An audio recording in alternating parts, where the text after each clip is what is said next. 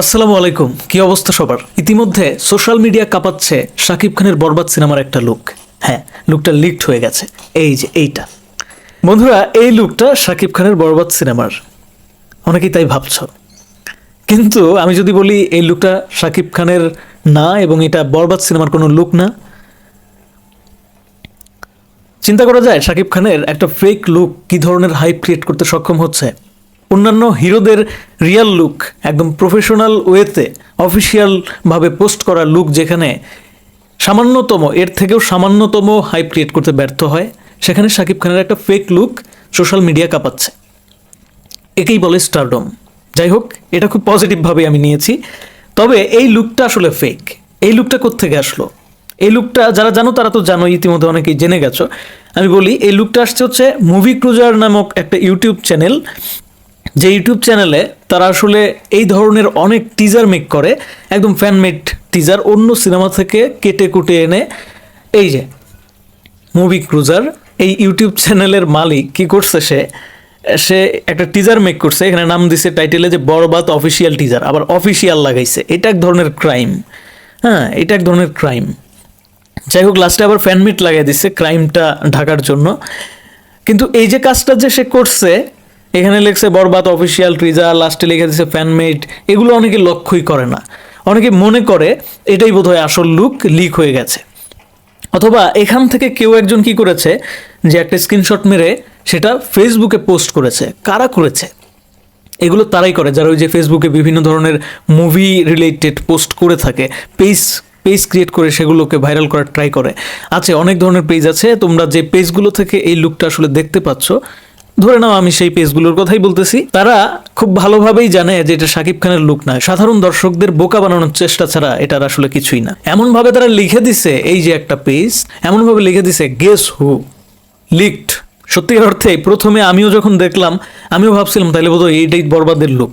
কিন্তু যখন একটু ভালোভাবে দেখলাম, তখন আমার খেয়াল আসলো যে বরবাদ তো এখনো পর্যন্ত শুটিং ওইভাবে শুরুই হয় নাই। এরই মধ্যে শুটিং এখানে যেটা দেখা যাচ্ছে যে একদম সিনেমার শুটিং, অথবা সিনেমার একটা পোর্শনের একটা স্ক্রিনশট, অথবা সিনেমারও কোনো অংশের একটা স্ক্রিনশট যেখানে শাকিব খান অ্যাকশন করতেছে। এটা তো সম্ভব না। যে লুকটা লিকড হইতে পারে সেটা হচ্ছে যে এই যে বাংলাদেশে থাকাকালীন অবস্থায় একটা অফিসিয়াল লুক, তারা হচ্ছে ওই যে যেমন তুফানের একটা অফিসিয়াল পোস্টার আসছিল শুরুতে স্কেচ করা, ওইরকম একটা লুক আসতে পারে। তো সেটা তো এরকম হওয়ার কথা না, তাই না? এটা তো শুটিংয়ের লুক হয়ে গেছে। সো তখনই আমার মনে সন্দেহ হইলো, তখন আমি আসলে একটু ঘেটে ঘুটে দেখি যে এই অবস্থা, এটা একটা ফেক লুক। জাস্ট অন্য একটা মুভি থেকে কেটে তারপর সেটাকে এআই দিয়ে শাকিব খানের চেহারা প্রদান করা হয়েছে। বাহ, এআই এর কামাল। তো এসব করে বরবাদ সিনেমার কোনো ক্ষতি করা সম্ভব না। মূলত এটা বরবাদ সিনেমার ক্ষতি কেউ করতে চায় নাই, কারণ সিনেমা যদি ভালো হয় অটোমেটিক্যালি সেটা ভালো ব্যবসা করবে।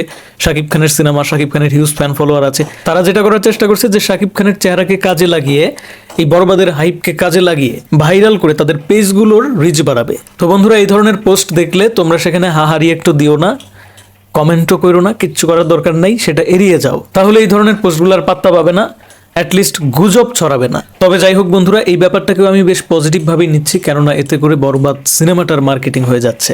হ্যাঁ, বরবাদ নামটা হয়তো অনেকে জানে না, তারও জেনে যাচ্ছে, কেননা বরবাদের এখনো পর্যন্ত কোনো অফিসিয়াল লুক বা কোনো কিছু আসে নাই। তো এই ফেক লুকটার মাধ্যমে অনেকে জেনে যাচ্ছে যে বরবাদ নামের একটা সিনেমায় শাকিব খান আছে। পরবর্তীতে অফিসিয়াল লুক আসলে তো সবাই বুঝবে যে এইটা ছিল না, আসলে এটা আসলে ফেক ছিল। তো যাই হোক, যেটা হয় ভালোর জন্যই হয়। বরবাদ সিনেমার এই লুকটা ফেক হতে পারে, তবে যেই লুকটা সামনে আসতেছে সেটা তোমরা 10 অক্টোবরের আগেই দেখতে পারবা মেবি। যে লুকটা আসতেছে না সেটা কিন্তু কাঁপাবে, সোজা কথা কাঁপাবে, তুফানকেও হার মানিয়ে দিবে। হ্যাঁ, এখানে শাকিব খানকে এআই দিয়ে অন্য একটা হিরোর ফেজের মধ্যে বসায় দেওয়া হয়েছে, তাতেই এই অবস্থা। শাকিব খানের রিয়েল লুক এর থেকে কতটা ভয়ঙ্কর সেটা দেখার জন্য প্রস্তুত হও বন্ধুরা। কেননা তোমরা ইতিমধ্যে জেনে গেছো শাকিব খানের বরবাদ সিনেমার লুক সেটের জন্য অ্যানিমালের মেকআপ আর্টিস্টকে হায়ার করা হয়েছে। এখন কথা হচ্ছে যে আমাদের দেশে কি মেকআপ আর্টিস্ট নাই? হ্যাঁ, অবশ্যই আছে। আমাদের দেশে সব ধরনের কলাকুশলী আছে, তবে তারা সত্যিকার অর্থেই এতটাও প্রশিক্ষণ প্রাপ্ত থাকে না, তাদের ওই জায়গাটা দুর্বল। ইভেন আমি যদি বলি যে আমাদের দেশে জুনিয়র আর্টিস্ট থেকে শুরু করে এই যে ব্যাকগ্রাউন্ড আর্টিস্ট, প্রোডাকশন বয় থেকে শুরু করে ক্যামেরা পার্সন, সবার জন্যই একটা যে সুপ্রশিক্ষণের প্রয়োজন, একটা যে সুন্দর একটা ইনস্টিটিউশন থাকবে, সেটা কিন্তু নাই। আমাদের দেশে কিন্তু যথেষ্ট অভাব আছে। প্রশিক্ষণের যে ব্যাপারটা, সেটা কিন্তু আমাদের দেশের শিল্পীরা আসলে খুব একটা পেয়ে থাকে না। একদম জন্মগতভাবে বলা যেতে পারে যারা একটু প্রতিভার অধিকারী হয়, তারাই কিন্তু করে কেটে এই যে খাচ্ছে আমাদের ইন্ডাস্ট্রিগুলোতে। এবং ওই যে লবিং এর ব্যাপারটা তো আছেই, সেটা তো আছেই। সো সেক্ষেত্রে যখনই এই যে যৌথ প্রযোজনার কাজগুলো হয়, তখন কিন্তু একটু আশার আলো দেখা যায় যে ভালো একটা সিনেমা আমরা পাবো।